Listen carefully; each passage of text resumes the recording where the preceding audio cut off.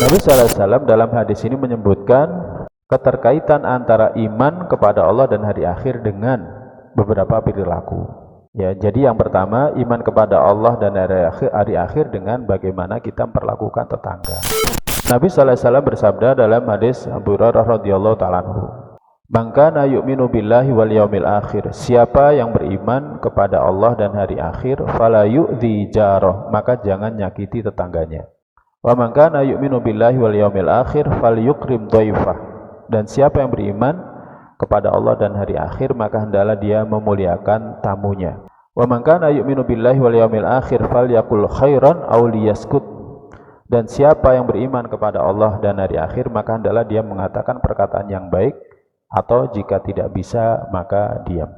Nabi SAW dalam hadis ini menyebutkan keterkaitan antara iman kepada Allah dan hari akhir dengan beberapa perilaku. Ya, jadi yang pertama, iman kepada Allah dan hari akhir dengan bagaimana kita memperlakukan tetangga. Kalau kita nyakiti tetangga, maka kita akan menanggung akibatnya pada kehidupan akhir. Demikian juga kalau kita tidak memuliakan tamu, atau kita memuliakan tamu, kita akan dapat pahala yang besar dalam kehidupan akhir. Demikian juga kalau kita tidak menjaga lisan kita berkata dengan perkataan yang tidak baik, maka akan mendapatkan dampaknya dalam kehidupan akhir. Ada keterkaitan antara iman kepada Allah dan hari akhir dengan beberapa hal ini. Makanya kalau kita beriman kepada Allah dan hari akhir, kita nggak akan menyakiti tetangga, nggak akan. Karena kezaliman yang kita lakukan dalam kehidupan dunia nanti akan berdampak kegelapan dalam kehidupan akhir. Az-zulmu dzulumatun yaumal qiyamah. Nabi bersabda, kezaliman itu kegelapan pada hari kiamat. Artinya dengan sebab kezaliman yang dilakukan seseorang, dia akan diliputi kegelapan, kesulitan, kesusahan. Dia akan dituntut oleh tetangga yang dalam kehidupan dunia dia menganiayanya.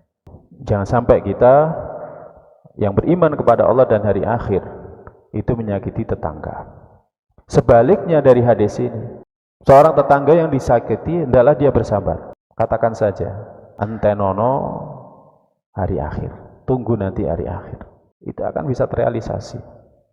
Karena ada keterkaitan antara orang yang disakiti pada kehidupan dunia dengan kelapangan, kebaikan dalam kehidupan akhir dia. Sebaliknya orang yang nyakiti, pasti dia akan merasakan kegelapan, merasakan kesusahan, merasakan kesulitan. Demikian juga berapa perbuatan yang disebutkan dalam hadis ini, yakni muliakan tetangga, muliakan tamu, kemudian berkata dengan perkataan yang baik, atau jika tidak bisa diam.